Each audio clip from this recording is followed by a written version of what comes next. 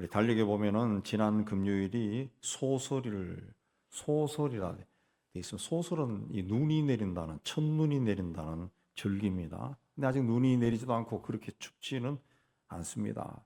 전통적으로 이 무렵에 김장을 하고 시래기를 매달고 또 겨우내 소에게 먹일 여물을 준비하기 위해서 집단을 산처럼 쌓아놓는 그런 일들을 했습니다. 그러니까 요즘은 본격적으로 겨울을 준비하는 계절이라는 거죠. 예. 그래서 주님의 오심을 기다리는 대림절을 앞두고 오늘은 좀 의미 있는 주일이 되겠습니다.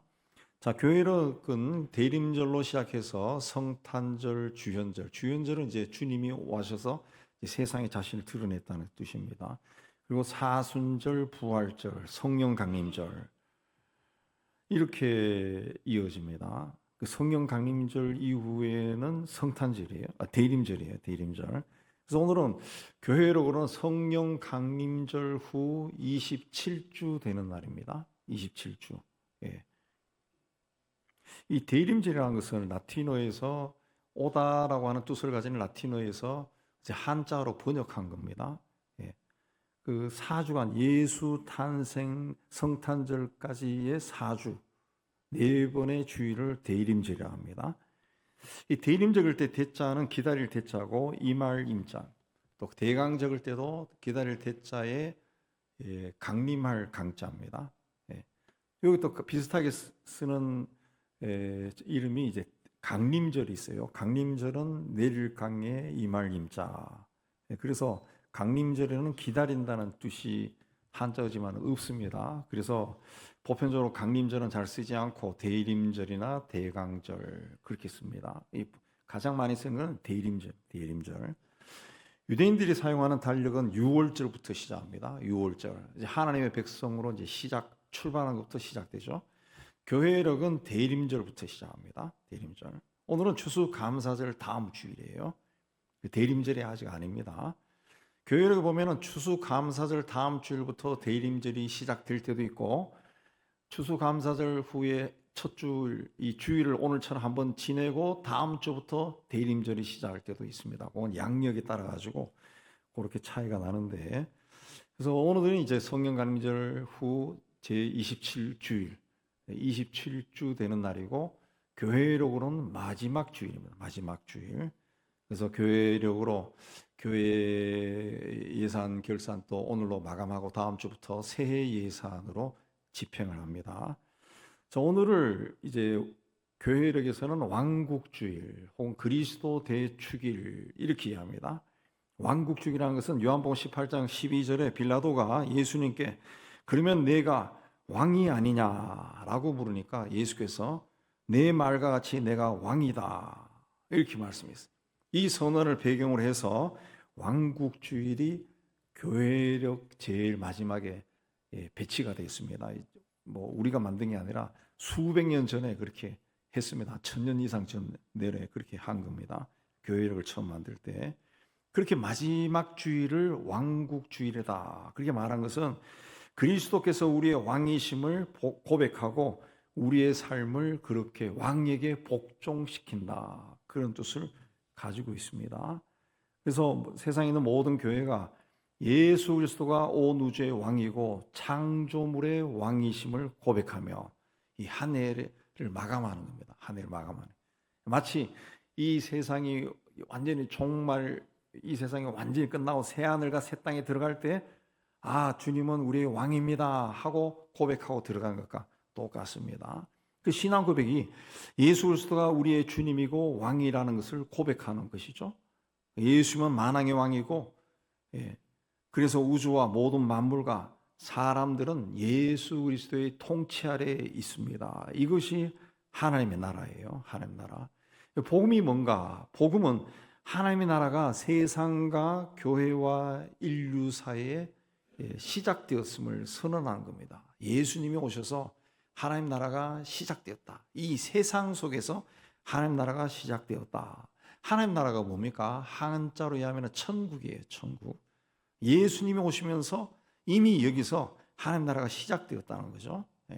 그리고 예수를 믿는 사람들이 그 하나님 나라의 백성이 되었다네. 백성이 되어서 주님의 통치를 받는 자가 되었다네. 우리는 예수님의 통치를 받고 있죠. 예. 그리스도인은 그리스도의 통치를 받고 있어요. 그래서 이 마지막 주일에, 교회록으로 마지막 주일에 우리가 이제 하는 일은 이제 다시 오실 주님을 기다리는 대림절, 그 대림절을 준비하는 거죠. 그 한 주간. 예. 아, 세상에 오신 주님은 왕이구나, 나의 주, 나의 왕이구나, 그 고백하고 이제 대림절을 이제 시작하는 거죠. 예. 근데 왕으로 오신 주님은 사랑과 자비가 풍성하신 분이지만 동시에 심판하시는 분입니다. 특별히 마지막 때 다시 오실, 재림하실 예수님은 심판주로 오십니다. 심판주. 오늘 말씀에서도 주님은 세상에 사는 동안 이웃을 사랑하며 산 사람과 그렇지 않은 사람을 엄격하게 구별해서 심판하신다. 그 메시지를 우리에게 줍니다. 왕으로 오신 하나님은 자비하시지만 동시에 심판도 하신다. 인간의 삶은 끝이 있다는 거죠. 그리고 끝에는 심판이 기다리고 있다. 이것을 이야기합니다. 이걸 가장 잘 보여주는 비유가 오늘 우리가 함께 읽은 마태복음 25장에 나오는 세 가지 비유입니다. 마태복음 25장에는 세 가지 비유가 나오는데 첫째는 슬기로운 5처녀와 미련한 5처녀의 비유고, 두 번째는 달란트 비유고, 세 번째는 오늘 말씀 양과 염소의 비유입니다. 세 비유마다 마지막 구절에 결론이 나오는데, 첫 번째 비유에서는 기름을 준비하지 못한 처녀에게 깨어 있어라, 너희는 그날과 그때를 알지 못하느니라 그랬고, 두 번째 비유에서는 한 달란트를 땅에 묻었다가 가지고 온 종에게 이 무익한 종을 바깥 어두운 데로 내쫓아라, 거기서 슬피 울며 이를 갈리라 그랬고, 오늘 말씀도 그들은 영벌에 의인은 영생에 들어가리라 그랬습니다. 그러니까 이 세 비유의 주제가 뭐냐? 다 심판입니다. 심판. 근데 단순한 심판이 아니라 그 회개할 기회조차 없는 최후의 심판이에요. 최후의 심판. 근데 회개도 때가 있다는 거예요. 하나님이 우리에게 베푸신 그 자비의 시간을 놓쳐버리면은 심판의 시간만 남습니다.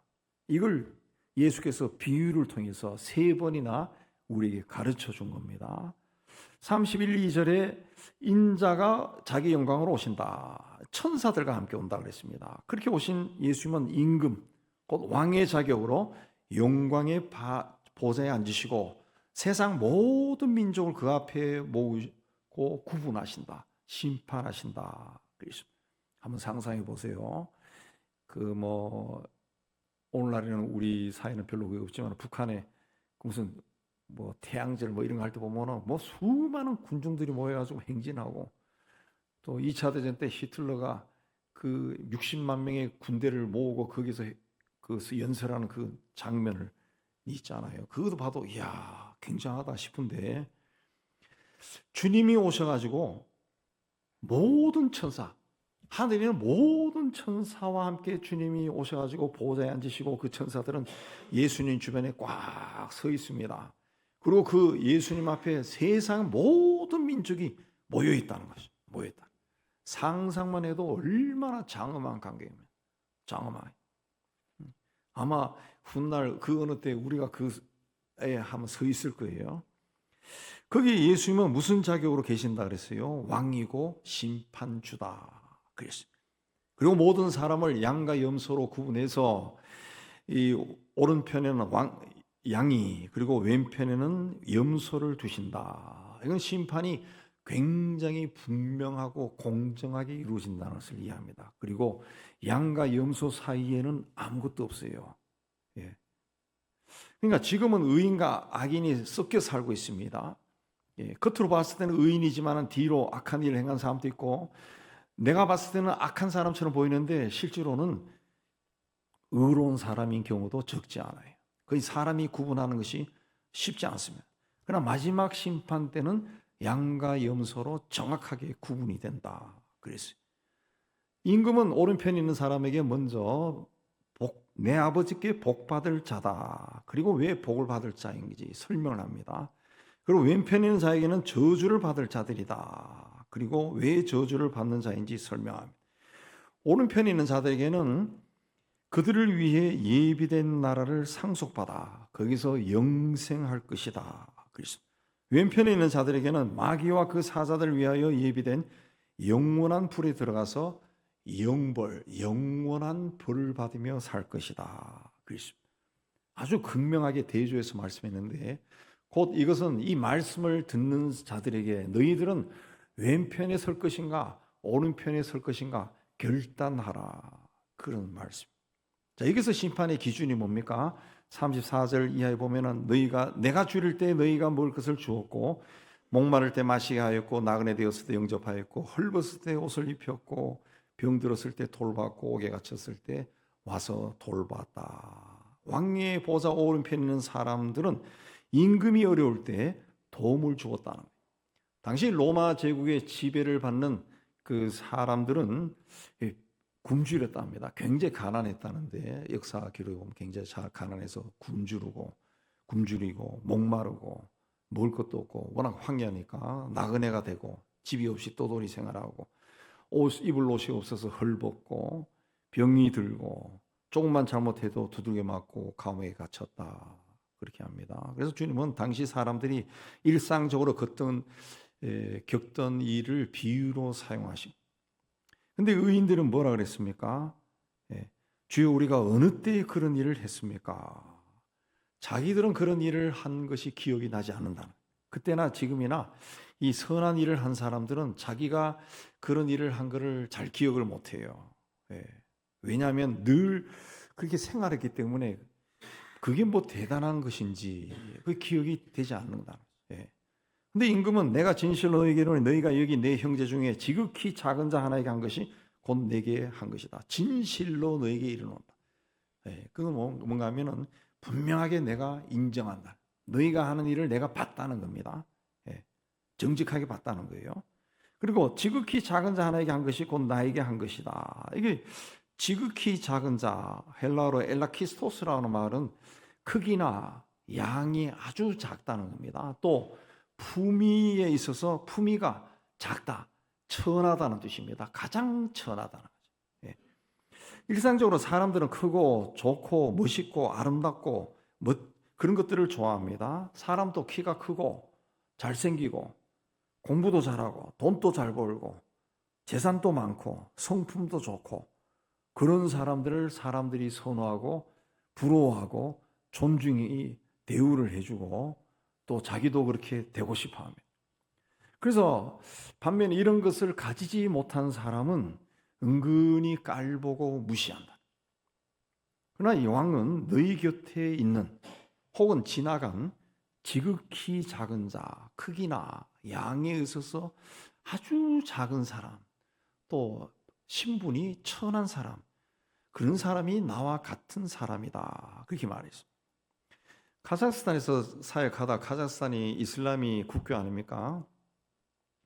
그래서 정부로부터 탄압을 받고 감시를 받아가지고 결국은 이웃인 키르기스탄으로 넘어가서 거기서 한 5, 6년 동안 사역하다가 또 불가리아로 건너가 사역하다가 코로나 때 사역이 힘들어서 귀국한 이창균 선교사님은 키가 한 160이 안 됩니다. 남자인데 160이 안 될 정도 작아요. 이분이 그 신학을 하기 전에 보건복지부에서 4급 공무원으로 일하다가 늦게 신학을 했습니다. 저하고 같이 신학교 동기인데 신학생들이 보통 말이 많고 자기 주장이 강해요. 근데 이분은 굉장히 말이 없고 조용하고 겸손합니다. 이분이 신학교를 졸업한 후에 그 성품대로 전남인가 전북인가 그 지역에 있는 섬에 들어가서 처음에 전도사로 목사로 사역을 했어요. 그러다가 이제 오산리 기도원에 가서 어떤 일로 이제 기도를 하게 되었을 때 카자흐스탄에 먼저 들어가서 선교사 활동하던 우리 동기 목사 만나가지고 그분의 권유로 카자흐스탄에 이제 선교로 들어갔어요. 선교사로 나가면은 후원 교회가 든든히 있어야 됩니다.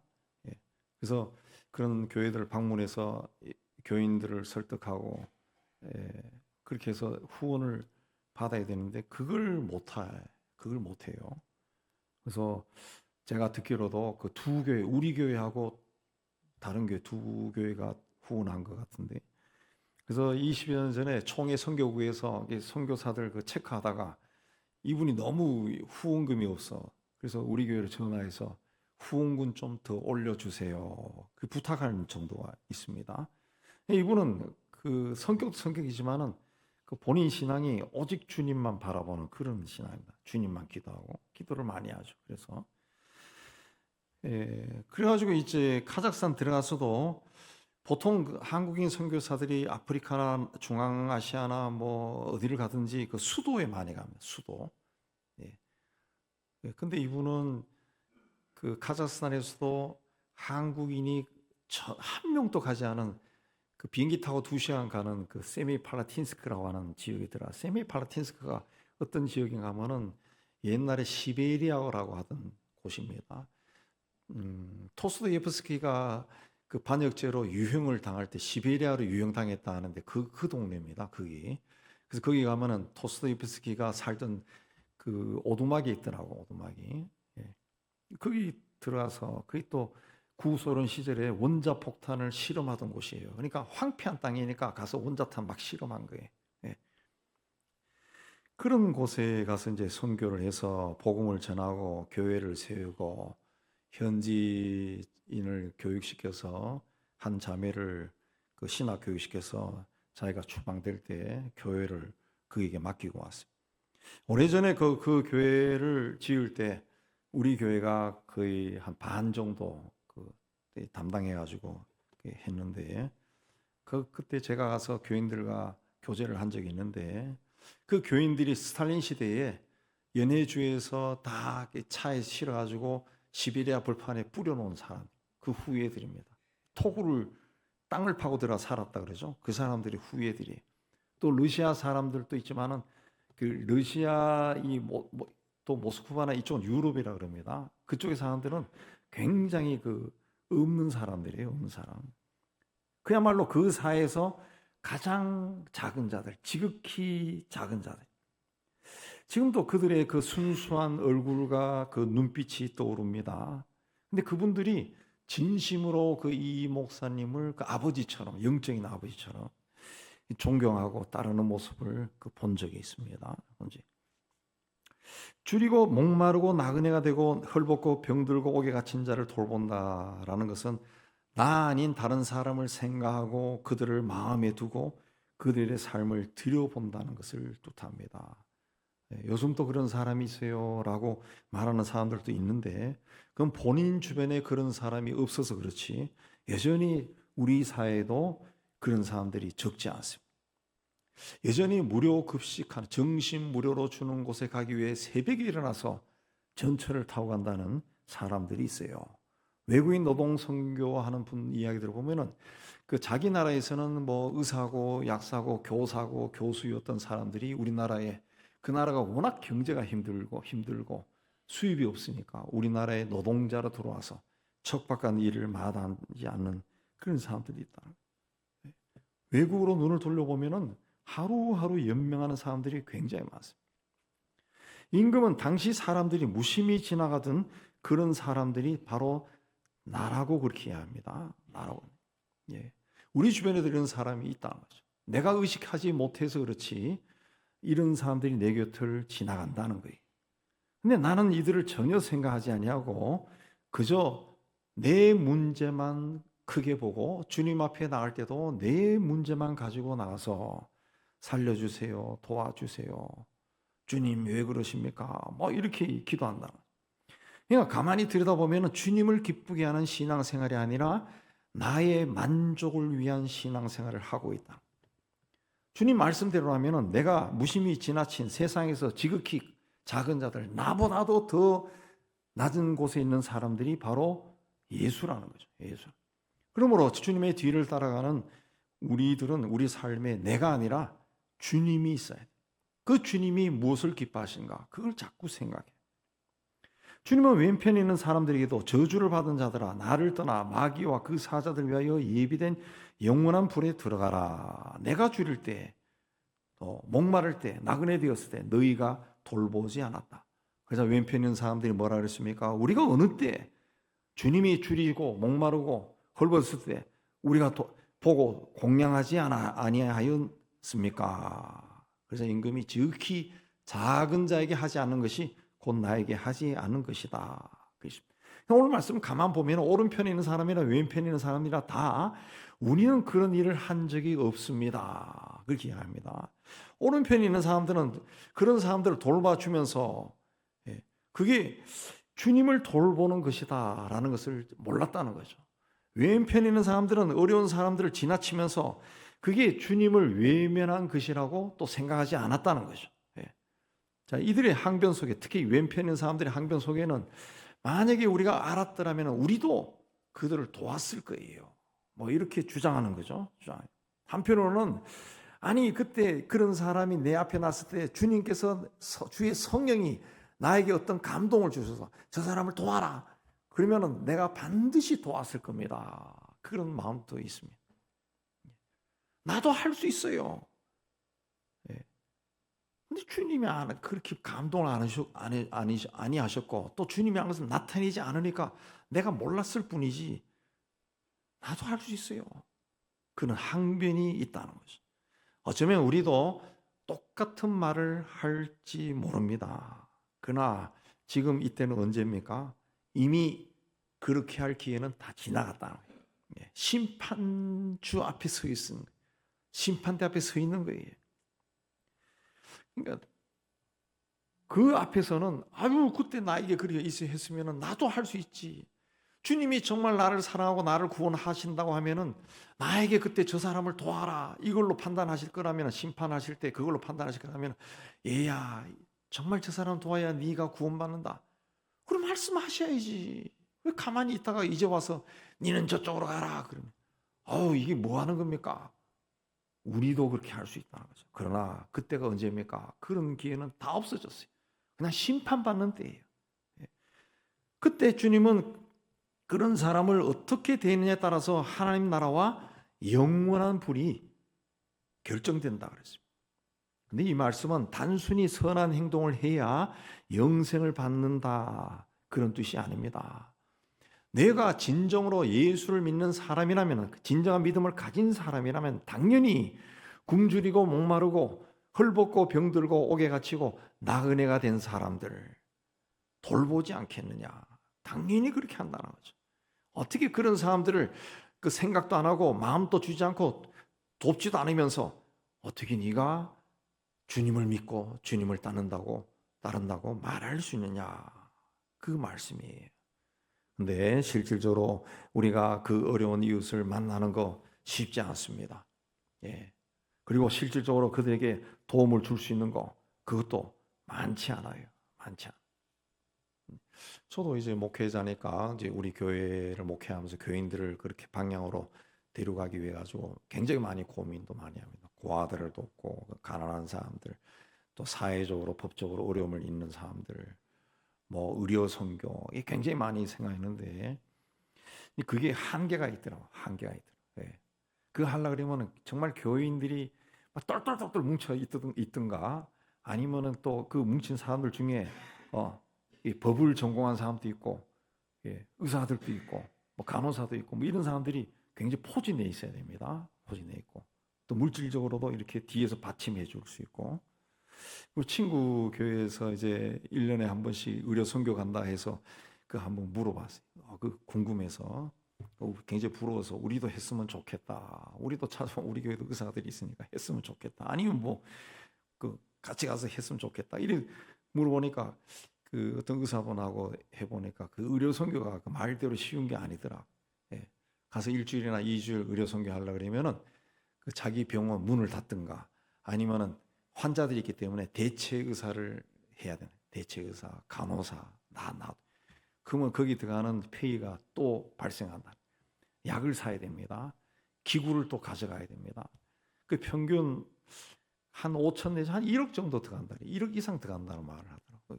굉장히 많이 들어가요. 그러더라고요. 그래서 쉬운 게 아니구나. 참 쉽지 않다는 거죠. 어려운 사람을 만나는 것도 내가 내가 살아가는 코스가 A 코스 쭉 다니면 여기는 어려운 사람이 없어요. 만나기가 쉽지 않아요. 그러면 저 시의 어려운 지역의 시로 내가 가야 되는데 그 가는 것도 쉽지 않아요. 어디가 어디 그런 사람인지 알 수가 없어요. 예. 가서 잘못하면은 여러 가지로 막 관계 속에 막 빠져들어간다. 본인이 헤아릴 수 없어요. 그거 전문적으로 하는 그 목사님들 이야기 들어도 굉장히 어렵다는 거예요. 쉽지 않다, 쉽지 않다. 그래서 그 무료 급식하는 그 또 뭐 많이 나오고 하는데 그 하는 사람들 이야기 들어보면은 무료 급식하는데 오면은 그런 사람들 거친 사람들 와가지고 반찬이 시시하다고 막 엎어버리는 사람도 있다는 거예요. 엎어버리고 막 자기를 때리는 사람도 있고 별 사람 다 있다는 거죠. 예. 그거 교인들이 한번 당하면 안 나온다는 거지. 교인들이 무서워서 그 쉽지 않다는 거죠. 쉽지 않다. 근데 중요한 것은 뭐냐? 그들이 혼자가 아니다. 혼자가 아니다. 이걸 심어주는 것이 그거는 우리가 할 수 있다는 거죠. 자, 우리 교회가 20년 넘게 두 달에 한 번씩 쌀과 라면 등을 후원하는 마천동의 문재진 집사님이 있는데 이분은 내성마비 지체 장애인이. 근데 마음이 선하고 이 신앙심이 깊고 그리고 생각이 발라요. 처음에 한 20여 년 전에 처음 이웃사랑을 시작할 때 그 당시에는 우리가 일일이 집을 방문했습니다. 그래서 기도도 하고 필요한 것도 채워주고 뭐 그렇게 했어요. 다양한 생필품도 지원하고. 근데 그걸 좀 하다 보니까 이분들이 자신들의 삶을 보이는 걸 부끄럽게 여기더라고요. 그리고 세월이 흘러가면서 좀 형편이 좋아져서 정리된 사람도 있고. 그래서 유일하게 남아있는 분이 이제 문집사님과 함께한 독거노인 한 12세대 정도가 됩니다. 근데 이분은 도와달라고 매달리는 분이 아니고 나름대로 독거노인들의 형편을 헤아려서 지혜롭게 처신하는 분이에요. 예. 뭘 부탁할 때도 굉장히 지혜롭게, 그러나 당당하게 부탁합니다. 그러면은 우리 교회는 지금까지 두말하지 않고 예하고 후원했습니다. 지난 추수감사절에도 우리가 쌀가라면 간다 이야기하니까 전화가 왔더니 며칠 후에 전화가 와서 이번에 올 때 떡도 좀 해주세요. 그렇게 해서 교회에서 주일 아침에 그 가능할까 해서 우리 간사님한테 이야기해서 떡집에 가봐라. 그러니까 떡집에서 찹쌀떡이 됩니다. 해서 12인분 준비해서 보냈습니다. 한 15년, 20년 전으로 기억되는데 당시는 우리나라가 사회복지가 아직은 세팅이 완전하게 되지 않고 그리고 우리 교회도 재정이 그렇게 넉넉하지 않았는데 그 경찰병원과 우리가 그때 협력했는데 경찰병원 원목실에서 연락이 와서 굉장히 가난한 사람이 수술을 받고 입원비, 수술비가 없다. 퇴원도 못한다. 그래서 우리 교회에서 당회에서 회의해가지고 굉장히 거금 그야말로 몇백만 원을 다 치러가지고 퇴원시켜준 적도 있어요. 소년 소녀 가장들의 당시에는 정부에서 지원이 안 나와서 등록금, 책값, 체육복, 교복 다 몇 사람이라도 해준 적이 있습니다. 그러니까 우리 교회는 누구로부터 도울 요청이 오면은 제가 받아가지고 어떨 때는 당회 회의할 때 좀 부담스러워요. 이게 과연 이분들이 통과시킬까 했는데 한 번도 거절 당한 적이 없고 도왔습니다. 도왔어요. 그렇게 하다 보니까 카자흐스탄 또 파키스탄에 교회를 짓고 IT에는 태풍에 날아간 교회를 재건축하고 방글라데시에는 학교도 세우고 온두라스, 요르단, 이집트, 불가리 등지는 중고차지만 차를 사서 보낸 적도 있습니다. 특별히 파키스탄의 그 교회를 세울 때는 처음에 이제 세상 떠난 김상희 선교사가 또 저희 동기가 되고 제가 오기 전부터 이 교회에서 돕고 있었어요. 그래서 전화 와서 그냥 조만한 교회인데 터 닦는 돈만 내라고 터 닦는 돈만 내라. 그것도 막 하도 전화해 와가지고 우리 당에다 내니까 그렇게 하자 그래 했는데 그래가 그 다음에 하고 나니까 그 다음에 1층 벽돌 올리니까 막 또 이야기하더라.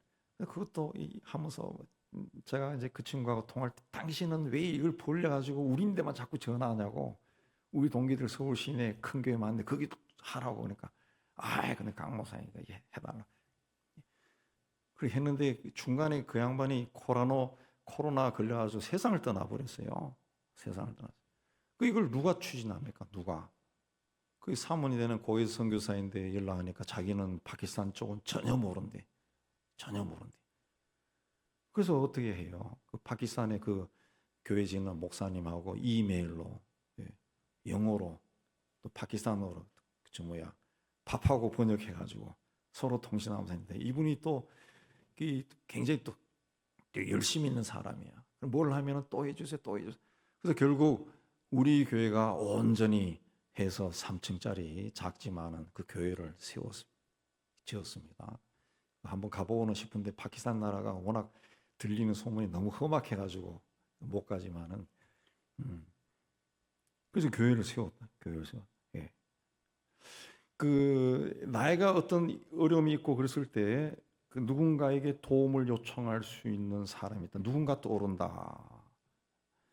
그리고 거기는 전화하면은 반드시 조금이라도 도와줄 거다. 그렇게 되는 것이 굉장히 중요한 것 같아요. 예. 그러니까 무슨 물질적인 그 도움을 풍성하게 주는 것이 아니라, 나는 당신은 세상에 홀로 떨어져 있는 사람이 아닙니다. 예. 당신은 버림받은 사람이 아닙니다. 예. 돕는 사람이 있습니다. 우리가 도울 수 있습니다. 우리입니다. 그 믿음을 심어주는 거, 그게 굉장히 중요한 것 같아요. 크리스찬의 삶에 있어서, 예. 근데 우리 교회가 그런 일을 했다는 거죠. 뭐 제가 물론 전화를 받았지만 제가 뭐 착하고 그런 건 아니에요. 저는 어떨 때는 싸웁니다. 그걸 왜 하냐고 막 이야기합니다. 근데 그래가지고 그런 부탁을 받아가지고 회의에 딱 내놨을 때, 회의에서 안 돼요 이렇게 하면 못 한다는 거죠. 예. 근데 지금까지 다 합시다로 나갔다. 합시다로. 예. 그래서 김상희 선교사 세상 떠나고 우리가 이제 100주년 기념관에서 장례식을, 이제 추도식 비슷하게 장례식을 했습니다. 동기 목사들하고 관계된 사람들 모여가지고, 그 우리 신학교 동기가 소망교회도 있고 뭐 큰 교회도 있습니다. 동기들이 큰 교회도 있어요. 그 제가 그랬지, 아니 왜 김선교사가 당신들인데 이야기 안 하고 나인데 해가지고 제 중간에 떠나가지고 우리가 코 깨가지고 지금 죽겠다 그러니까 다들 웃으면서 그러더라고. 자기들 교회에다 이야기하면은 선교위원회, 당회 뭐 그치면서 하는 데가 있어가지고, 그 우리 다른 데도 일 많은데 그거 왜 합니까? 이렇게 하면 끝나버린다는 거지. 끝나버린. 예. 우리는 없어도 주님이 하신 일인데 했다는 거죠. 이게 중요한 거예요. 기계죠. 예. 우리가 세상 살면서 누군가로부터 그 사람이 위기에 닥쳤을 때 전화를 걸어도 이런 전화 하지 마 이게 아니라, 아이고 알았어요, 이렇게 마음을 줄 수 있는 사람이 된다는 거, 이게 굉장히 중요하다는 거죠. 굉장히. 오늘날 예수 믿는다는 사람들 중에는 주님의 방법을 따르는 것이 아니라 세상적인 방법을 따라가는 사람들이 적지 않습니다. 그러니까 세상적인 방법이 뭡니까? 강자와 약자를 구분해서 대우하는 겁니다. 대우나. 예. 근데 우리는 우리가 듣고 알고 있는 사람들이 내 곁에 오신 예수님이다, 주님이 보낸 사람이다 라는 것을 볼 수 있어야 돼. 볼 수 있어야 돼. 물론 또 그걸 가지고 이용하는 사건은 그 굉장히 위험한 사람들이죠. 그 소외된 이웃들은 모두 내 곁에 다가오신 주님이다 라고 믿고 대우하는 것은 그 사람에게 있어서는 굉장한 축복입니다. 축복이에요. 우리 좀 다른 이야기입니다. 우리나라 개신교인들은 그 유대인들에 대해서 굉장히 호의적인 감정을 가지고 있습니다. 특히 개신교인들은, 기독교인들은 성경을 통해서 이스라엘 백성이 하나님이 택한 사람이다, 그런 마음이 있고, 또 일반 사람들도 이 과거 오랫동안 유대인들에 대한 성격이나 뭐 사업하는 방법, 뭐 기질 등등에 대해 가지고 책이 워낙 많이 나와 있고 소개가 되어서 유대인들을 좋게 봐요. 근데 한 번도 만난 적이 없는 팔레스타인 사람에 대해서는 그다지 호의적이 아닙니다. 그러나 지금 그쪽 나라에 전쟁이 벌어졌는데 이스라엘 사람들, 유대인들이 하는 거 보면은 너무 지나친다, 그 생각이 들었어요. 물론 그들도 가만히 평화롭게 있는데 갑자기 들어와서 막 1200명, 1400명을 막 모욕적인 방법으로 다 죽였어요. 그 막 복수심이 막 불길도 일어날 겁니다. 그래서 해가지고 4만 명이 넘는 사람들을 죽이고 온 삶의 틀을 쑥대밭으로 만들어 버린다는 것은 조금 좀 문제가 있지 않나 그걸 봅니다. 그 이스라엘 주변의 사람들도 이스라엘에 대해서 호의적이지 않아요. 적대적입니다. 굉장히 적대적. 그러니까 같은 지역에 같은 동네에 함께 사는 사람들인데도 서로 이웃으로 생각하지 않는. 네. 예루살렘에서도 같은 지역에 장사를 하고 있어도 갑자기 뭐가 데모가 일어나고 뭐가 일어난다 그러면 옆에 유대인 가게를 돌로 던져버린다는 거예요. 네. 팔레스타인 가게를 막 불에 태워버린다는 그 일이 난다는 거죠. 그 일이 이웃으로 생각하지 않는 거예요. 바울은 에베소 교회 보낸 편지에서 주 예수 안에서 너희 믿음과 모든 성도를 향한 사랑을 나도 들었다.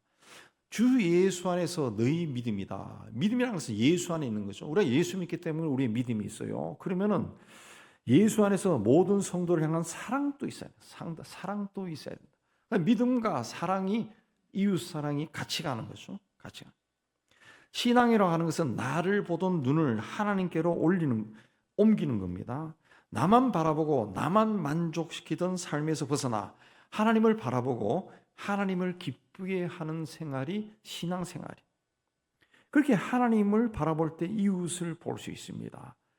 곧 나 자신에게서 떠날 때 하나님과 이웃이 보인다는 거죠. 그래서 예수님께서도 계명을 율법을 요약하면서 하나님을 사랑하라. 이웃을 내 몸처럼 사랑하라. 그랬습니다. 그리고 예수님 자신이 하나님이시지만 예수님 자신에게서 떠나서 지극히 작은 자로 세상에 오셨다. 그리고 우리를 위해 다 주셨다. 자기 자신에게서 떠나니까 자기 정체성을 부인하고 떠나니까 다른 사람을 위해서 자기의 생명을 삶을 줄 수가 있다는 거예요. 주님의 뒤를 따라가는 우리도 나의 삶에 매달리는 것에서 벗어나 하나님을 바라보고 그리고 하나님이 우리에게 이 시대에 같이 살아가라고 주신 이웃을 바라보는 그런 삶을 살아야 됩니다. 이것이 예수 그리스도를 나의 주 나의 왕으로 모시고 사는 진정한 그리스도인의 삶입니다. 그래서 훗날 우리도 주님 앞에 섰을 때 내 아버지께 복받을 자들이여 라는 말을 듣는 우리 모두가 되기를 주의 이름으로 축복합니다. 하나님 아버지, 우리가 이 세상 살면서 정말 지극히 작은 자들, 그들을 돌볼 수 있는 마음을 주시기를 원합니다. 하시라도 우리가 놓치지 않게 해주시고 그들의 손을 잡고 그들의 삶을 일으켜 줄 수 있는 믿음을 갖게 하여 주옵소서. 내 아버지께 복받을 자들이라는 말을 듣는 저희의 삶이 되게 하여 주옵소서. 예수님 이름으로 기도하옵나이다. 아멘.